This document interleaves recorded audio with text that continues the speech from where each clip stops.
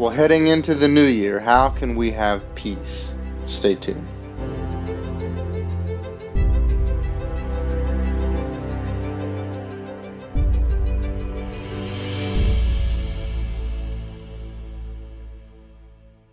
Everybody wants to have peace in their hearts, don't they?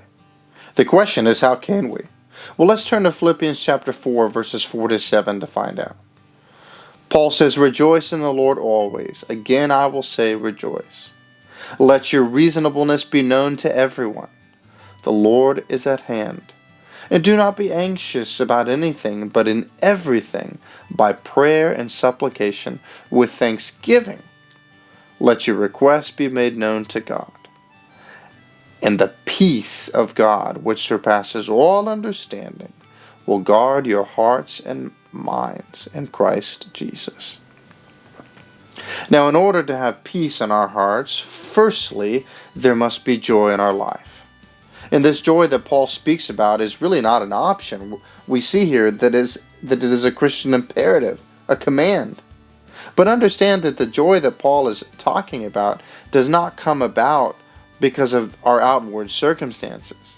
If our joy only derived from our outward circumstances, then when our circumstances go bad, our joy will disappear. No, the Christian joy that Paul is speaking about is in the Lord himself. I mean, just think about this. Where was Paul when he wrote the letter to the Philippians? He was in prison and facing a possible death sentence. So understand this, his words are not said superficially. The rejoicing he is writing about is not given by the outward circumstances of life, by success or security or good health or wealth or popularity. The rejoicing that he's writing about is not given by the outward circumstances of life, and therefore our joy cannot be taken away by the outward circumstances of life. Oh, sure, we may fall into times of grief or despair or sorrow. Circumstances do go bad. I'm not denying that, and neither is Paul. But our ultimate joy is to be in the Lord. I mean, think about what his presence has done for our lives as Christians. We have been forgiven. Our sins have been wiped away. He is the greatest relationship of our lives.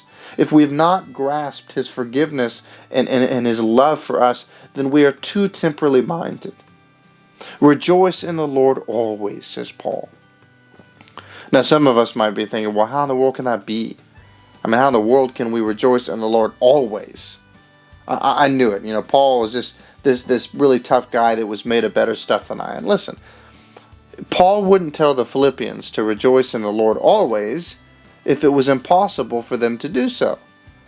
We can always rejoice in the Lord. Why? Because unlike our circumstances, he does not change.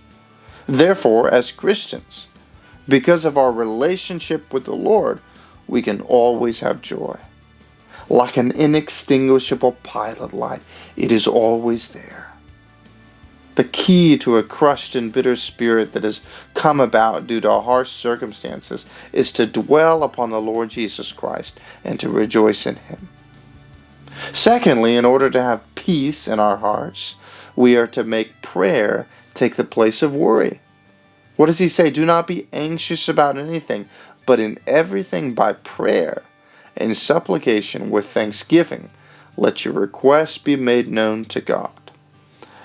And the peace of God, which surpasses all understanding, will guard your hearts and your minds in Christ Jesus. So with Paul in prison, false teachers lurking about, disunity within the Philippian church, plus just the normal worries of life, there was plenty of reasons for the Philippians to feel anxious about life, wasn't there? But Paul says, listen, there's a better option than feeling anxious, and the better option is to pray. You know, I think we wouldn't think twice about it if Paul just kind of stopped and said, do not be anxious. But he goes even further. He says, don't be anxious about anything. Now, if I gave everybody a pen and a paper, and we all wrote down what has made us anxious this week, I'm sure that we would have very long lists. I'm sure of that. But we open up the Word of God, and Paul says, don't be anxious about anything. So anything that you just wrote down in your mind, don't be anxious about it. Instead, what are you to do? You are to pray. We're to be anxious about nothing and be prayerful about everything. Now, I'm sad to say that it is a regular occurrence to find me standing in a corner worrying about life, way more often than you're going to find me on my knees praying. And many of us, we are so consumed with anxiety, and yet we don't find any time to pray. How many of us make it a habit to choose worry over prayer? How many of us are like the worried cow? Have you heard about that? The worried cow would have lasted till now if she hadn't lost her breath. But she thought her hay wouldn't last all day, so she mooed herself to death. So much of us, or so many of us, are like that cow. Are you a chronic worrier? Really anxious about things? You know, the symptom of worry comes about because we do not speak to God. So learn to pray. Jesus repeatedly warns us. In Matthew chapter 6, he says, do not worry about what you will drink, what you will eat. If I take care of the birds, will I not take care of you? So listen, start bringing everything to God in prayer. And you will be able to cope because you have given it to the Lord. And the text says that with thanksgiving we are to present our requests to God. Well, of course that is the case, right? Why would it be any other way? I mean, we are sinners that have been saved by God if we are Christians. We are loved by our Maker. Why would we not present our request with thanksgiving? Paul could not imagine a Christian life that was not a constant outpouring of gratitude. Everything that we have has been given to us by the Lord. Do you find yourself anxious today? Well, could it be that it's because you're not praying? What does Paul say? Let your requests be made known to God, and the peace of God, which surpasses all understanding, will guard your hearts and your minds in Christ Jesus. Now, Paul does not tell us that God will answer our prayers by fixing all of our problems that we have. You know, all the problems that are making us anxious, he's just going to fix them. But rather, he promises that our hearts and minds will be garrisoned by the peace of God. They will be protected. They will be overwhelmed by God's peace. And how does this happen? Can a psychologist tell us how it happens? No. It is a supernatural thing.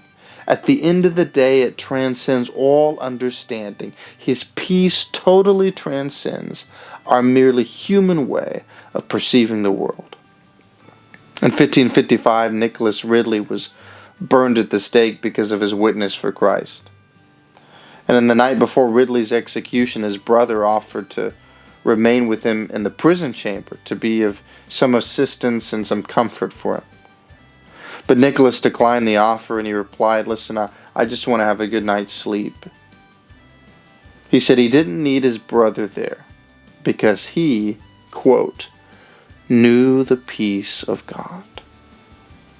Peace may be elusive to many, but it doesn't have to be elusive to the follower of Christ. Well, thank you so much. God bless you in a way.